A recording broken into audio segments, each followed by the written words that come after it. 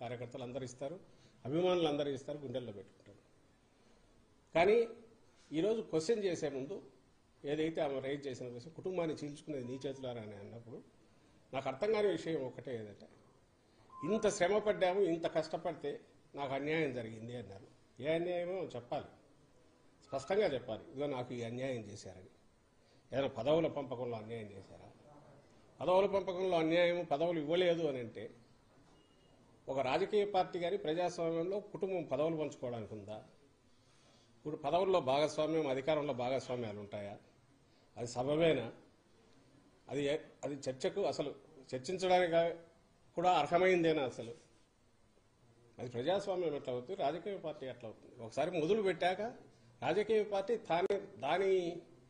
దాని స్వరూపం అది తీసుకుంటుంది. ఆ ఒక స్వరూపం తీసుకున్నాక అందులో ముందు నుంచి పునాదుల దగ్గర నుంచి ఉన్న వాళ్ళు ఉంటారు, ఎదుగుతున్న కొద్ది మధ్యలో జాయిన్ వాళ్ళు ఉంటారు.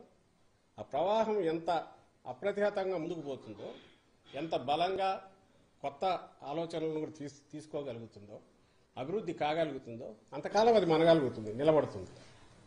లేకపోతే చరిత్ర కాలగర్భంలో కలిసిపోతుంది. ఉదాహరణకు ఆమె పార్టీని వైఎస్ఆర్ తెలంగాణ పార్టీ అని పెట్టారు.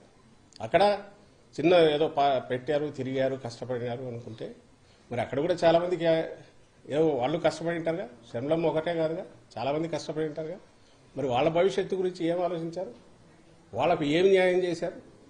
ఏ రాజకీయ పార్టీలో అది కుదురుతుందా? లేదా పదవి కోసం ఆమె ఆ రోజు తన అన్న కోసం నిలబడి ఆయన చేశారా?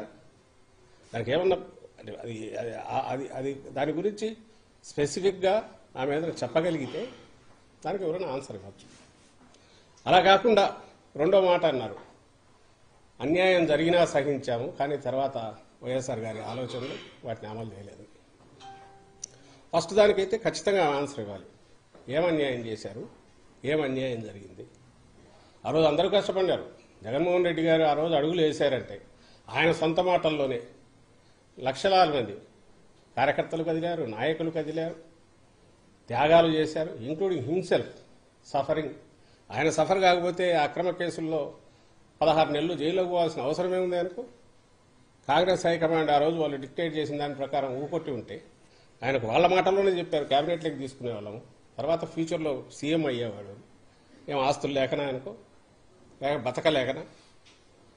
ఒక ఒక ఒక ఒక పాయింట్ దగ్గర డిఫర్ అయి ఓదార్పు యాత్ర వద్దనడంలోనే రాజశేఖర రెడ్డి గారి ఆలోచనలకు, ఆయన ఆశయాలకు